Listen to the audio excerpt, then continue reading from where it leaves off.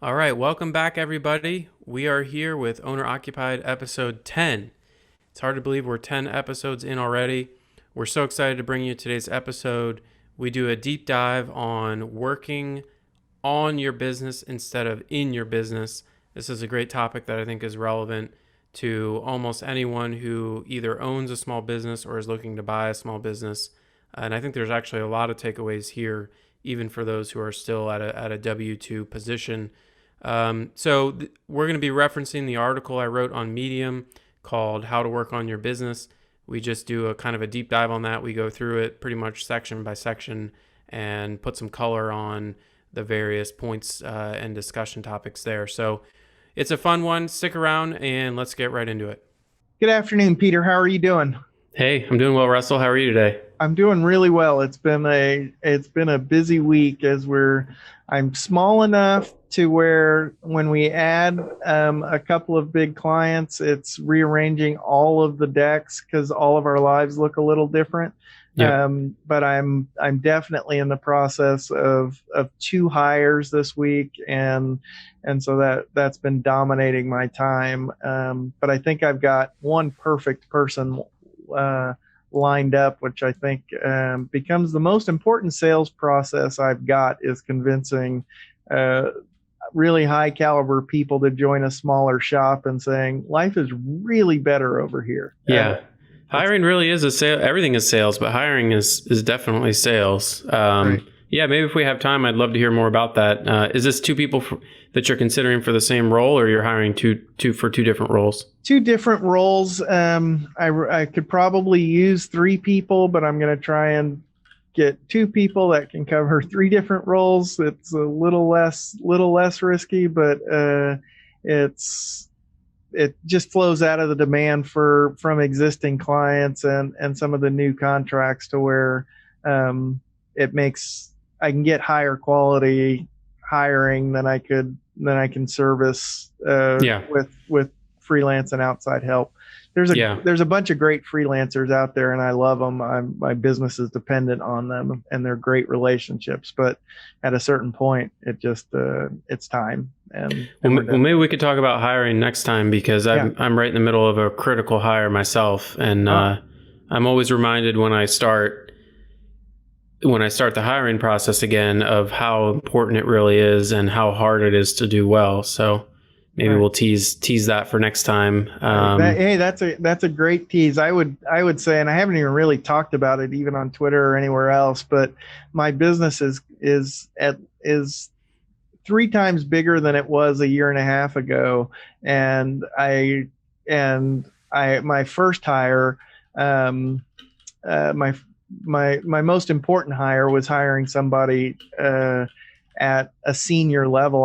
I basically she's my partner, and making that decision was the smartest. The reason my business is taking off the way it is because 18 months ago I took a really big risk and hired an outstanding talent who just made it possible. It would not have been possible if I hadn't terrifyingly pulled that trigger. Yeah. Well, and this actually ties in really well with today's topic, which is how to work on your business and not in it. Yeah. A huge part of doing that is hiring people. And I think for me, I'm very, very comfortable hiring, quote, lower level employees who they're paid hourly, it's full time, but their salaries are starting with like a 3, 4, or 5 maybe. Right. And not like an 8, 9, or 10. Right. Right. Pulling the trigger on a higher paid person like that, a management or executive level thing, is something that I am still getting comfortable with myself. But at the same time, I recognize what a game changer it could be to get that right person in there, because they would be bringing 10 times the value of what you're paying them. And it's a no brainer, but man, it's hard to get comfortable with that. Yeah, I did it before I was comfortable, and I could not imagine doing it, not doing it today. And so, when you talk about that phrase, when I look back on it, that hire, in this process of reading your blog post on how to work on your business, not in it. I'm working hard still. I'm just working on completely different things, things I'm better suited for that are better for the business. Like podcasts. Well, the podcast is a labor of love. I've gotten so much from and we've talked a little bit, but I've gotten so much from all of the interaction on Twitter. This is just a way to give back. I don't know consciously anyway of getting anything out of it other than giving a little bit back to that community that I feel like I've taken from. I can never give back as much as I've gotten from it. That's for sure.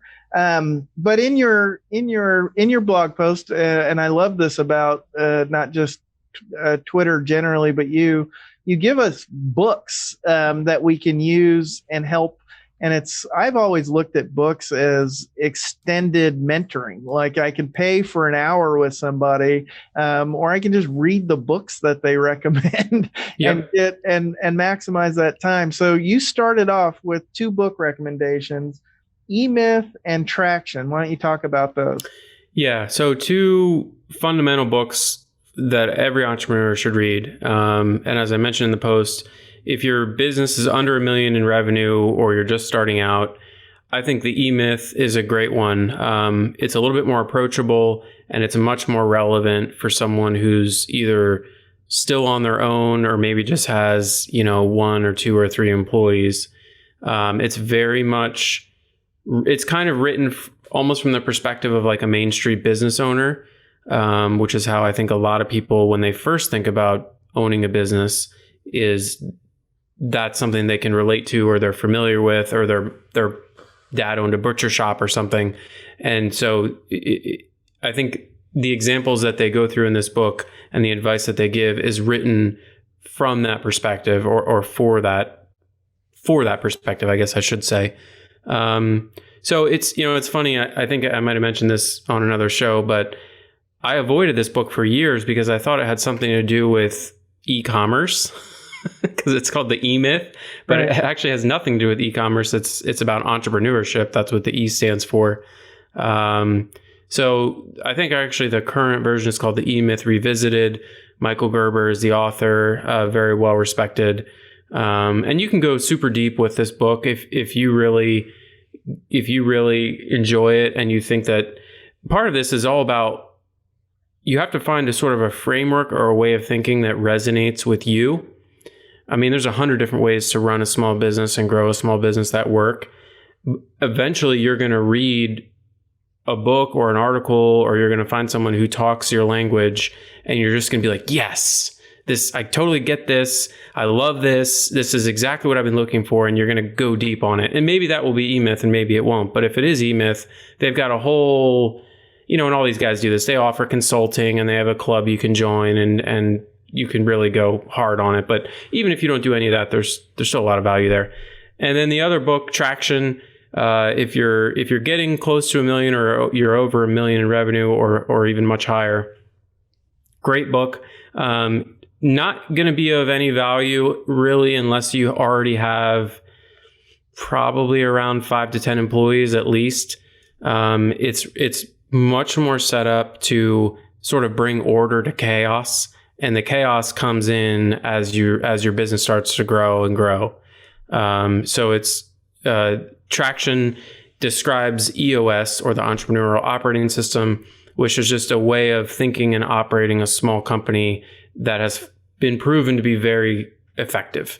So it's how to run meetings, it's how to set goals, it's how to plan, it's how to be strategize, give some basics around marketing. Give some really useful advice around hiring, culture, how to organize the business in a way that makes rational sense. And if you haven't, I highly recommend you take this organizational checkup that I link in the article. That will really give you a sense of where you're at in terms of if you actually need traction or not, which, spoiler alert, you probably do, because everyone's business is in chaos at all times. Right.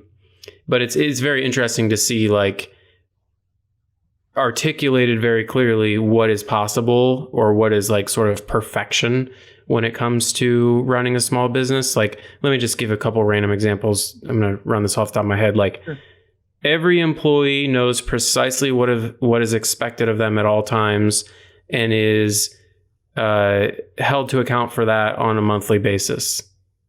Like, something that ideally we should all be doing that, but realistically we get busy and we, either don't do it every time or we never did it to begin with. So there's lots of stuff like that where it really it's like a reset for how you should be running things from people who have been there, done that. I'm thinking about the traction model and the key performance indicators that from a previous conversation that we had. And I'm going to do that. I acquire a printing business. We're supposed to close on that May 1st. It's clear sailing between now and closing as far as I can see. I've heard that there can be bumps in the road at this point, but it's hard for me to see where any bumps could come up at this point. So that's a good spot. But the process of thinking through the KPIs and implementing the EOS system made a lot of sense for me as a way to learn the new business and for me to manage it, and with similar to a way that it's already being run, that it wouldn't be totally foreign as I'm introducing myself to new employees, to really set those expectations early. And then once I set the big broad parameters, I can then grow it. So we drill down on more KPIs over time, but I can set sort of that tone from the beginning on things that people already embrace and understand. So I have a meeting with management this week, with existing management that's going to be around, and I'll do some listening and making sure I'm sure as I ask them about the business and based on previous conversations, that they'll quickly identify the things that matter, so that I pick KPIs that we start with that they're already familiar with and comfortable with, and that fit that vision. So I'm looking forward to doing that. Yeah, that's great. Yep. You mentioned the Ivy Lee method as when you launch from the general, from picking a system to some more specific ideas about with the goal of extracting yourself from the day-to-day operation of the business, the Ivy Lee method. What's that? Yep. So the Ivy Lee method is very simple. Just take a Post-it note, and at the end of your workday, take a few minutes, think about what are the 2 or 3 most important things that you need to do tomorrow that are going to move your business forward. And just write those down on the Post-it note. And then when you come in the next morning, it's right in front of your face and you know exactly where to start. And so that way, instead of opening up your email and getting distracted by a bunch of nonsense that really is perhaps urgent but not important, you can take your first 90 minutes and crank through some truly important but not necessarily urgent items. And that those small incremental moves, that if you can do that consistently every day, that is going to help get you where you need to go. And there's just something about, like, if you were to come in the morning and try and do it at that same time, like, okay, let me first think of the 2 to 3 most important things and then start working on them.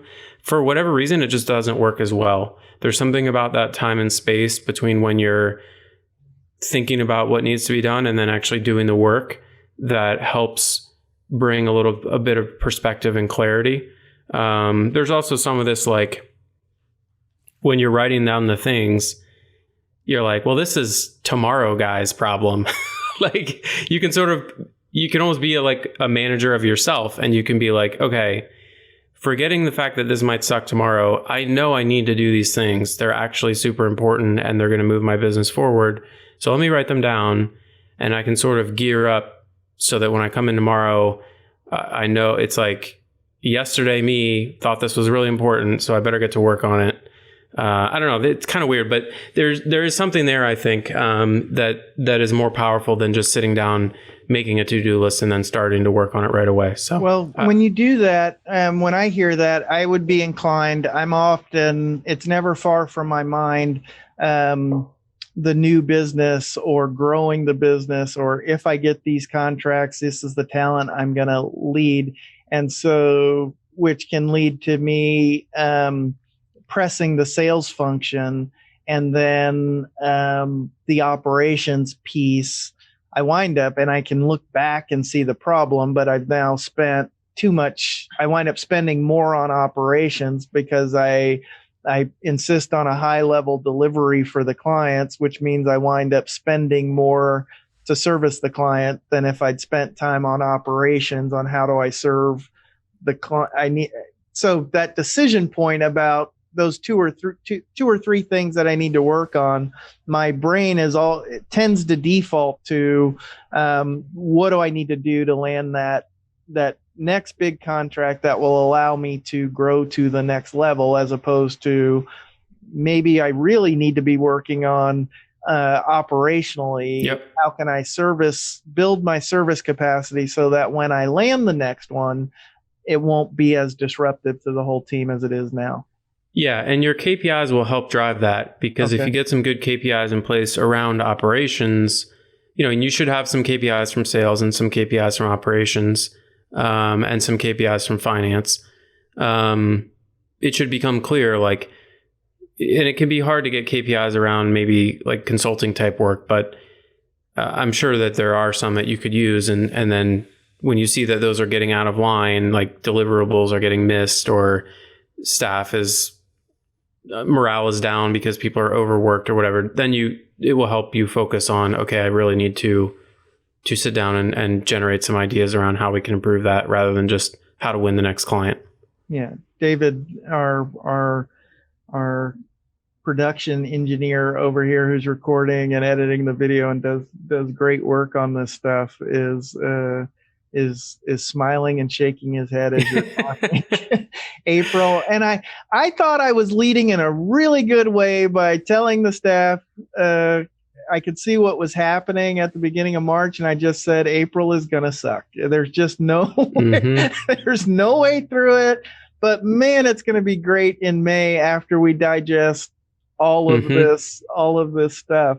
But operationally, it has been a challenge for everyone around here. So. And it's just not my strong suit. And I've been looking for more KPIs in this consulting world. And maybe you're one of your podcast listeners or something will be able to direct us to someone that can help with that. For the printing stuff, it's actually been easier, and maybe because I'm more humble, I'm going into an industry, one, that I don't want to get sucked into the operations. It's not natural gifting, and it's already running without me, so I just have to not insert myself in it. So I think about, how do I manage it remotely, as opposed to how do I get myself out of it, which I definitely want to extricate myself, mainly because I think it'll be a better product for my clients. But you talked about gaining leverage, and that being a way it works for both things, both getting myself out but delivering for clients. Why don't you talk about that gaining leverage component? Yeah, and I'll mention one thing before I jump into that. So I was a guest on a podcast called the Naked Leadership Podcast. The episode came out really great, so you can check that episode out if you want. But the reason I bring it up is because the group that produces that podcast is a company called Take New Ground. It's an executive coaching consulting company. And I worked with a guy named Dan there for about 6 months last year, had great success with it.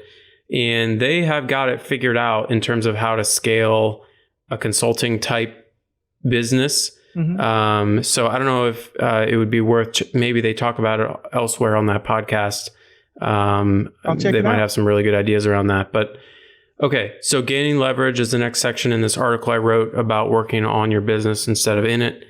And you got to get leverage, right? So when I think about leverage, I go back to the example of like, when you run a business, you're just turning cranks. You're turning a crank to produce whatever the work or the service or the product is.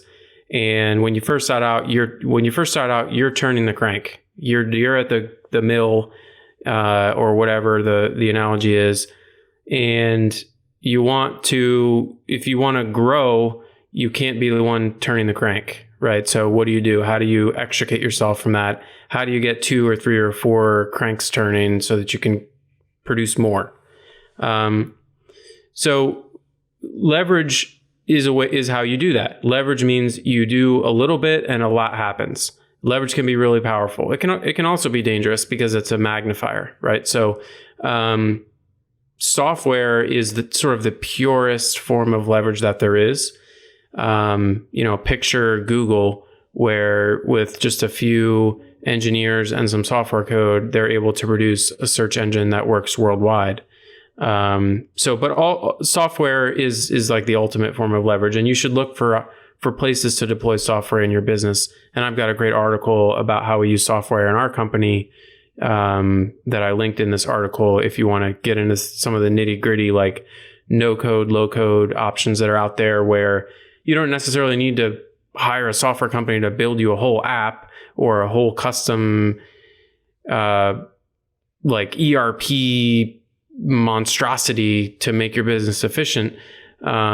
There's so many options now as someone with very limited or no skill in programming, that if you own a business and you know how to use an email client, you can go out and use these tools like Zapier or Integromat to tie different parts of your business together and automate them. So that area of sort of small business owners using these low code, no code tools is exploding in growth right now because it's becoming easier every day. And I think it's definitely worth looking into that. Okay. So that's software.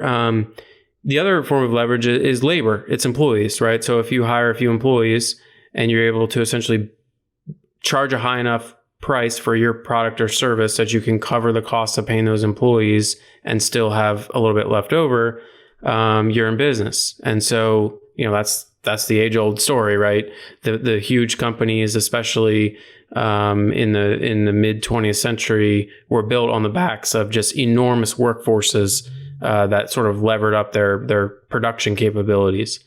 So that although that it's obvious that it works at a large scale, it can be hard when you're a small business owner to imagine it working at a small scale, because it's just difficult to picture someone else doing work that you've been doing. It's like you're the guy or gal, you started the company, you've been doing all this work, and now you're thinking, oh, I'm going to bring someone in and pay them and they're going to do as good of a job talking to customers as I do. No way, that's never going to work. Well, it does work. And it's not free and it's not easy, but if you put some systems and processes in place and you have a training manual and you do a good job hiring and you support that person, they can excel and succeed and even surpass how you were doing that role. So it's very difficult. It's a combination of ego and fear that sort of prevents people from going down this path. The ego is, well, only I could do it. Like, no one's going to be able to do it as well as me. And the fear is like, well, if we hire someone and they do a bad job, then we're going to lose the client. So that ego and fear, they play off each other and they make it so difficult for a lot of small business owners to ever gain any type of scale, because they feel like they have to have their hand on the crank at all times.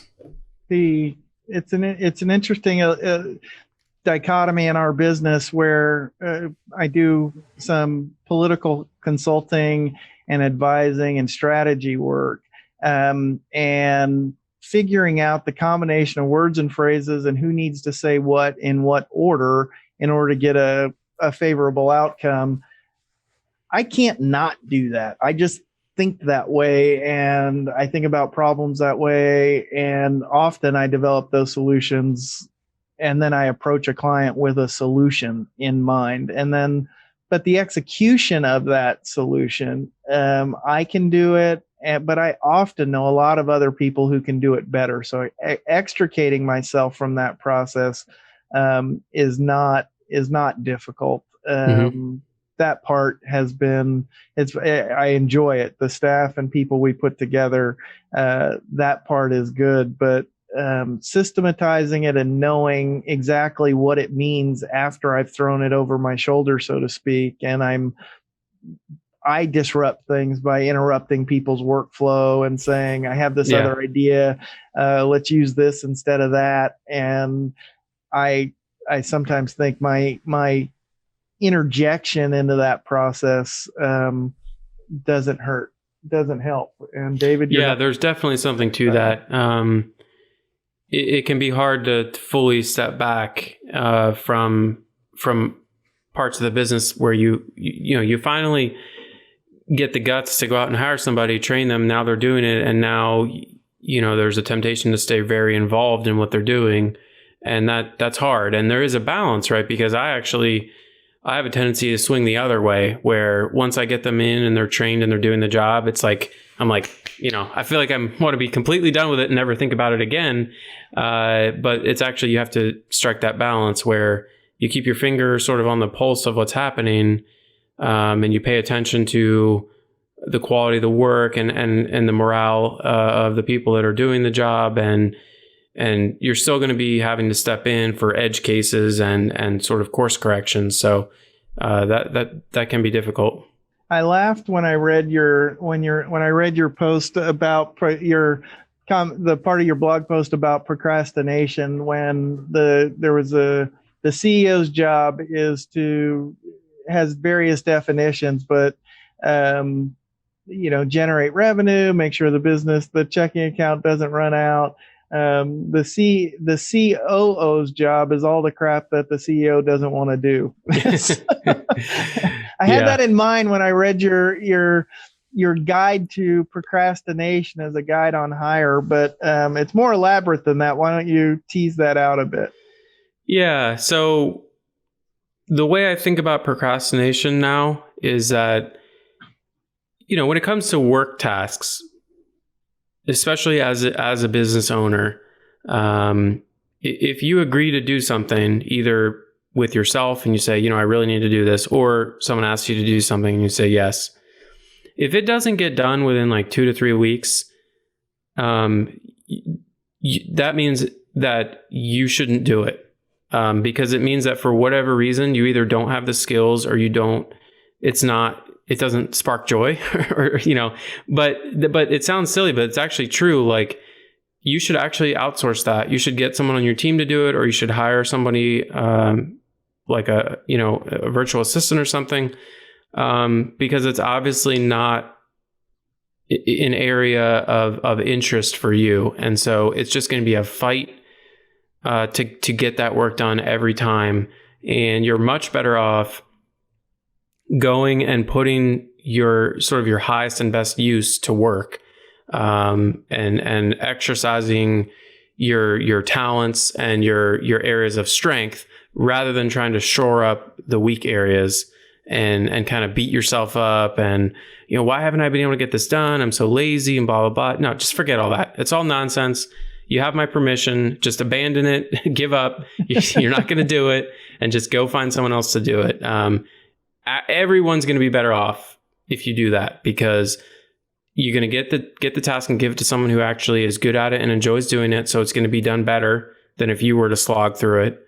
And then by getting that sort of weight off your shoulders, now you're unburdened and you can go out and use your natural talents to bring value to the business in other ways. So I like that. And we tend to think of procrastination, and I know it comes up when I'm with my kids and I beat myself up about it. You're lazy. It needs to get done. You didn't do it. You're lazy. And that moral component. We'll talk about this a little bit, but I'll give you a preview of all of our interactions over the last 3 months or so. This is probably the first one where I had a little disagreement with you, and it'll be interesting to tease that out a little bit. But I'll let you start, but you can prep that I'm going to push back on it a little bit. Okay, good. But I'll let you introduce the idea that to shed the Puritan work ethic. What do you mean by that? Yeah, so the Puritan work ethic is something that was sort of drilled into me from a young age, which is, you work hard. There's a virtue in working, and it's right and correct and proper that you should go out and work a full-time job. And people who don't work and are able to work are lazy and don't deserve, the same things that people who work.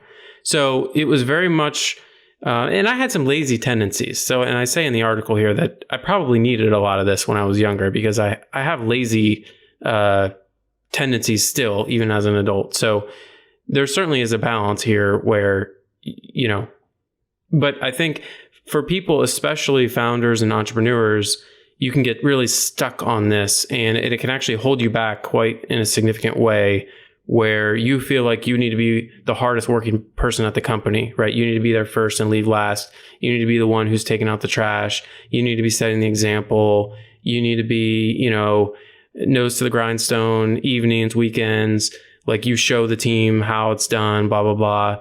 And maybe that's appropriate here and there. If like you were saying, April's crazy busy, maybe that is appropriate for April, or maybe that's appropriate for the first, 6 months of a startup or something. But I really believe that you have to get rid of this mindset and sort of release yourself from it, because I have found that my most transformative work or ideas come when I let go of that, and I go and get away, and I just sort of rest. And I don't feel that I should be working, because that's when your brain is going to start to make connections and synthesize ideas and books that you've read and podcasts that you've listened to. And especially, I think we've all had that experience where you get to work early, you're all fired up, and you put in like 2 or 3 hours of real hard work, and it took a lot out of you. And now you're sort of like, your brain's a little fuzzy, you're feeling a little tired, and you're like struggling to do anything. You're trying to respond to emails and you can't figure out how to write them. And then people are asking you questions and you're like, can't even make a decision. At that point, I just get out of the office and I leave, because I'm not being productive.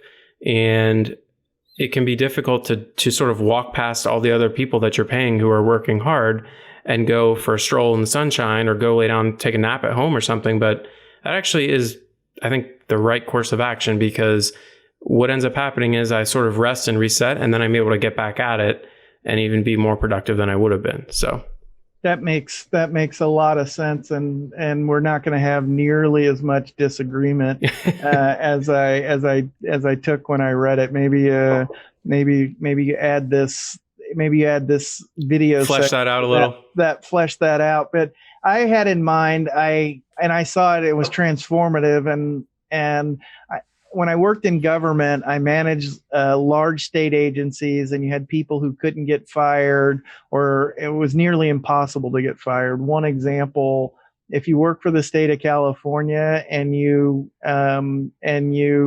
just don't show up for work for 3 days, as long as you call in before that fourth day, you won't be fired for being AWOL. So wow. An excuse could be, I went on a 3-day bender to Las Vegas and got drunk. But as long as you call in, it's not a firing offense. Wow. So it's difficult to get fired. It is very hard to get fired. Or I'd work in the state capitol, and you would get interns or folks like that, or younger people who didn't have a concept of what work was. And I don't know if you've ever been there. I suspect not.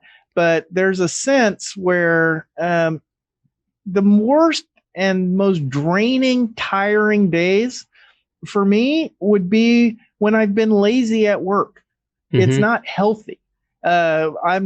I'll have a busy slam day where I worked through lunch and the phone was going nuts and things were happening, and I'm arriving home and I'm more energized than that day when the cat video popped up, Yep.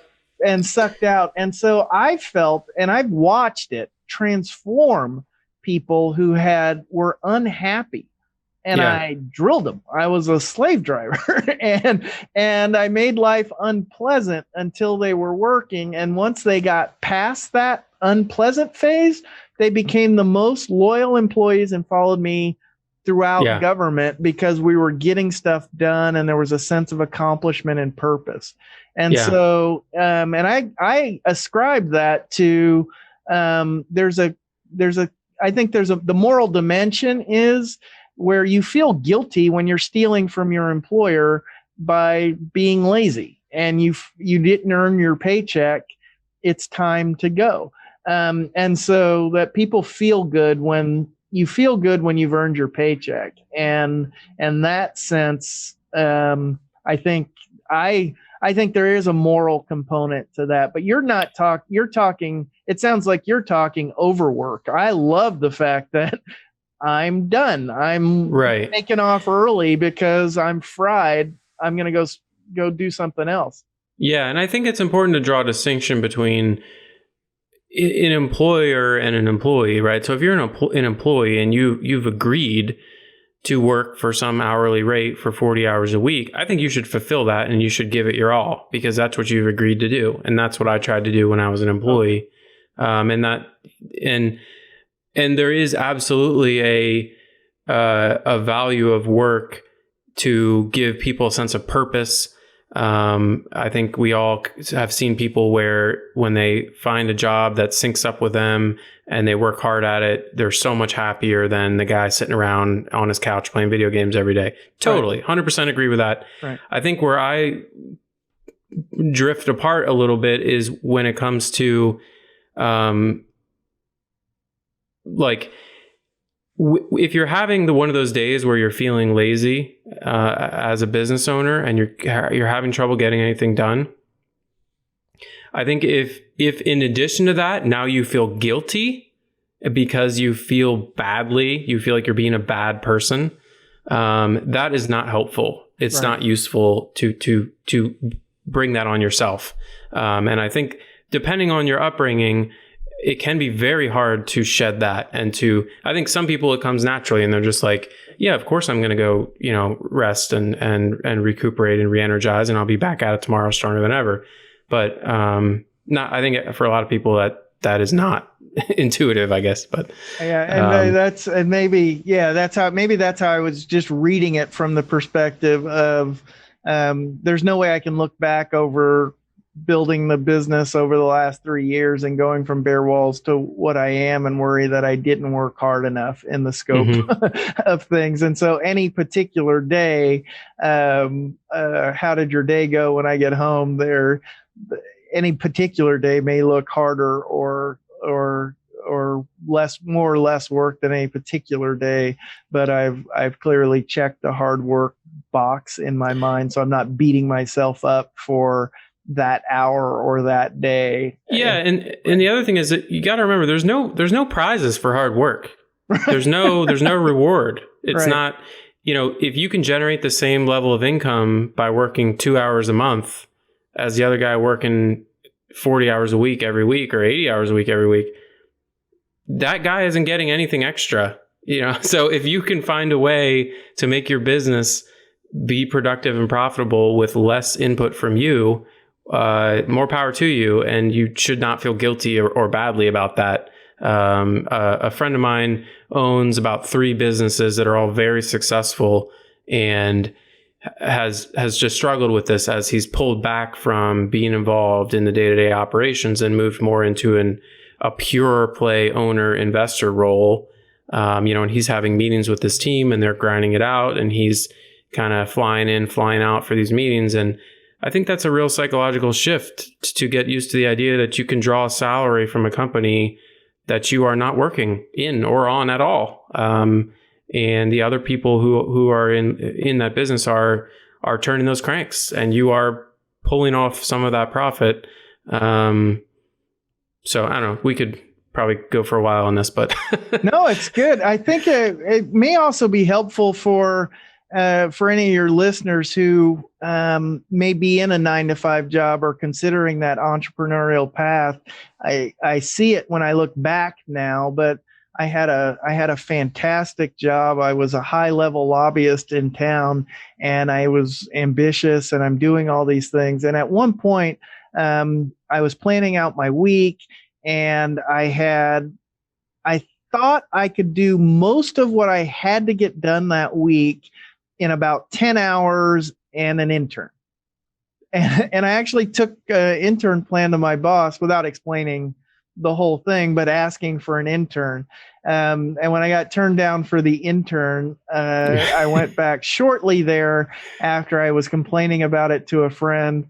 And I put in my notice and began the transition then, because I just didn't feel good about what they were paying me and the work I was delivering for the effort it took. I mean, and my wife was, you're complaining, you have a smart boss who's giving you credit, you're making money, you're complaining about trips to golf courses and exotic places.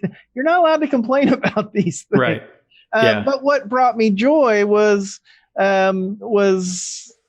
more of the hard work, more responsibility, and that creative element, more than just even the some of that providing value. And that's tied to sort of the last point, or toward the last point of your blog post, when you talked about the importance of not just planning, but powerful planning. What do you mean by that? Yeah. So I was introduced to planning by the business coach I mentioned earlier, Dan. Prior to that, I was weak on planning, and I didn't recognize my weakness, and he was able to show me that. There is a real power in planning your week out, specifically your week. I've always been good with planning my annual goals and hitting them usually. And I've always been pretty good as well with sort of planning out my day and making sure that I had things scheduled. But there's something about the weekly cadence, I think, that is just different, where a week is a short enough length of time that you can really clearly envision it in your mind, and it's sort of short term enough, but it's also long enough time that you could get something of significance completed.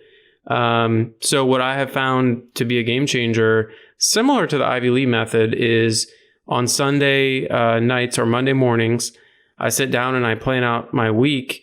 Not that I set my schedule, but I think about all the areas of my life, my personal life, my household, my kid, my business one, business two, and different areas within those businesses. And I think about what's wanted and needed. So what needs to happen here to keep me on track for my quarterly goals and my annual goals? So it's not like the 30,000 foot view that you do for your annual or your quarterly planning, but it's not the right there on the ground every day, dealing with operations. It's sort of the medium height, 10,000 foot view or what have you, where you're able to take stock of what's going on. And before the craziness of the week hits you and the emails and the phone calls start flying, you think about, okay, well, what are my priorities? And it really lets you sort of reorient around that. And it's kind of subtle, but over time it's compounding, and it's very powerful, I have found. I can see that planning and plotting those out and thinking about those different areas. I have a spiritual devotion time in the morning, kind of before the kids get up, and I'm doing my coffee and that sort of stuff.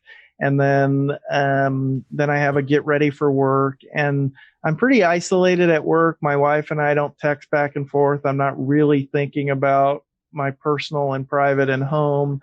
And then the daily so I focused on my business, and then my kid time right when I first walk in the door till a little bit after dinner, I'm really focused on my kids. Mm-hmm.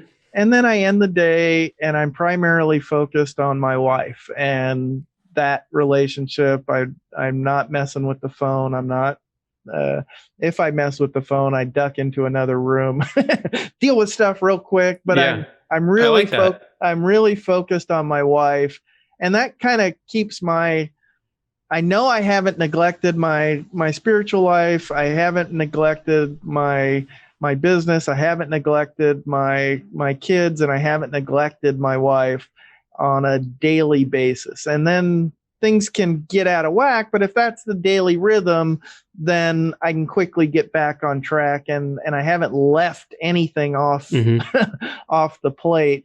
The idea of doing that on a weekly basis in the areas that matter, that I'm not I'm not as organized as you, and I think our brains work differently. So I do annual and daily, Okay. and so and so that works. But I'd be stronger if I thought about things on a quarterly and weekly basis. I suspect my annual targets could be maybe bigger than I imagined if I added that more weekly, quarterly discipline. Yeah. I imagine you might be right about that. That'd be interesting to experiment with. I'm hoping to learn when I go to the podcast I jotted down and get some of this applied to the consulting world in a more concrete way. And I hope maybe I can grow some more in that area. You mentioned the environment, like as following on your planning environment, thinking about your physical environment. Why don't you talk a little bit about that? Yeah. So, I've really found over the years that like you said, your physical environment has a huge impact on your mindset. And if you think about this, you'll realize how true it is. I think some people discuss this in terms of like the 5 people that you spend the most time with, you become the average of those 5 and what have you. And I do think that's true. But your physical environment also affects you. Everything from what your office looks like to, the quality of the buildings and the architecture around you, to if you're comfortable. These things over time, they sort of mold and shape your view of what's possible and what's normal. And, it kind of harkens back to the old nature versus nurture when you're looking at rearing kids, how much of it is the way they were born and how much of it was how they were raised. And I think it's both. And I think as a small business owner, you have to think about your environment, because if you want to make forward progress, I think investing some time and money into altering your environment can yield a lot of fruit. Can you give some concrete examples of what that might look like? What do you mean by that? Yeah, I mean, so like, for example, when I go to lunch or dinner, I try to go to somewhere nice, because being around the nice environment and the well-dressed people and other successful people and the nicer areas of town, it sounds really dumb and like shallow, but it actually does affect my brain. And I suspect it affects most other people's too, even if maybe they don't realize it. But if you contrast that with just like grabbing a quick lunch at McDonald's or something, where you're surrounded by, maybe some litter and everything's just kind of run down, and you're sort of like overhearing people's conversations about their troubles in life. And you sort of get in this like short-term mindset where you just sort of want to get through the day, and everyone's like, oh, it's Monday again. Oh. It's just, I think there's something to the idea of putting yourself where you want to be and putting yourself in an environment that's reflective of where you're trying to go. It's kind of like that whole thing, like dress for the job you want. And I remember when I first started my company, so when I was working as an employee before I started my company, I was always trying to dress down. I was like trying to like push the boundaries of the casual side of the dress code, because I wanted to be super comfortable. But then when I started my own company, pretty quickly, I started dressing up, and I actually threw away all my polo shirts, and I threw away all my sort of ratty jeans, and I would only wear slacks or nice dark jeans and a button down. And to this day, you'll never see me really at work in anything other than a button down, except maybe once in a while on a Friday. And even when it was just me and one employee, I was like, you know what? I want to be a CEO of a big company, and this is how someone like that dresses. And so I kind of did that from day one. And so it's kind of along those same lines, I think. That's surrounding yourself with the environment where you want to be, and treating yourself as if you belong. we read and hear a lot about that imposter syndrome of people Yeah. not feeling like they belong where they do, and maybe they fit right in, but they just don't feel that way. Seems like shaping that environment Yeah. could be important. Part of that, is the communication. Uh, you, some of the most important people in the world, um, they're not running around checking their email constantly. For most of my career, it was a status symbol, but I had two phones. I had I Mm-hmm. had the BlackBerry that clipped onto the belt. That was and that you had two of them was a status symbol for different lines of things that you were working on and who was trying to get in touch with you. That was what was important. You describe a completely different approach. I'm not sure it directly applies to my line of work, but why don't you talk about how email and communication overall fits in? Yep. Yeah. So when you think about trying to work on your business and not in it, communication is a big part of this, because it can be very easy to slip into just constantly being available for everybody. And especially when you're starting a company, like you said, it's almost like a status symbol. Like, oh, I've got my phone out. I'm super busy. People are getting a hold of me. People are calling and texting me and emailing me.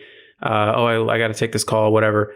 And maybe that is a status symbol still among certain folks, but you got to get out of that, because that just destroys your ability to focus and really do long-term important work. And I think as you sort of mature and your company matures, you need to put some systems in place to handle communication, so it's not all flowing through you and not all decisions are being made by you. I had a guy tell me one time to keep a list of every decision I was asked to make at my company over like a week, and categorize those, and then work to get those decision-making bottlenecks, pull myself out of them basically, and put systems in place so those decisions were being made either by other people or by a system or what have you. I thought that was really interesting. So email, I think, is particularly damaging here, because, and I find myself slipping into bad habits too, of just leaving my email open all day long, operating out of my email inbox almost like my to-do list. The old saying here is that your email inbox is a to-do list made by other people. So, there's been many millions of words spilled on this topic, but it's worth stating again that, turn off notifications on your phone. Be deliberate in when and how you're checking your email, so that you don't just get sucked into it constantly. And consider setting limits on how people can reach you and when they can reach you, to sort of at least keep a lid on it. One thing we didn't talk about, I think anyone interested in the subject of working in your business instead of working on your business instead of in your business will get a lot of value over what we talked about the last few minutes. One thing we didn't touch on much is the importance of that concept to maximizing the value you get out of your business, because someone else will buy it. And Mm-hmm. if you've got a system that is, and a business that's throwing off cash that's not dependent on you genuinely, because you've got processes and systems and documentation, Absolutely, and something that somebody else could see stepping into, that's a much more valuable entity that's than right. if you don't have those systems. Yeah, that's the difference between someone buying a business and buying a job. That's Right. That's the old joke, I guess. But yeah, that's absolutely true. There's a direct correlation between how involved you still are in your business and the value of it, or an inverse correlation, I should say. Right. So yeah, super important. Yeah, the book Built to Sell was really I want to read that. I haven't read it's it yet. really good. Well, you've done it, but it's a really helpful. It was really helpful as a mind shift for me to understand. And I laughed. I laugh at my mistakes, and I guess I can because it's work. But I absolutely bought myself a job, and I thought I was building a business, and I bought myself a job. And that book helped me think about it in a different way. And so as I'm going about the acquisition and add-ons and bolts, I'm working on cleaning up my current situation, but also not importing the mess into my bolt-ons. And so I suspect the bolt-on stuff, and the reason I'm doing the bolt-ons in the way that I'm doing is so that I can add the value and build those businesses without me in there right from the start. And that's been something that I've learned. So I don't know that I'll fully be able to extract it from my existing one, but I expect to improve it. But I will definitely do it on the new stuff that I'm adding, and hopefully other people will get some value out of this. I felt like it was there. Yeah, this was a great one, and we love your feedback. If you have thoughts on this episode or agreements, disagreements, we'd love to hear from you on Twitter. If you have a few minutes to just engage with Russell and I, it's always nice to feel like we're not just talking into the void. So yeah, we appreciate everyone listening, and we will see you next week.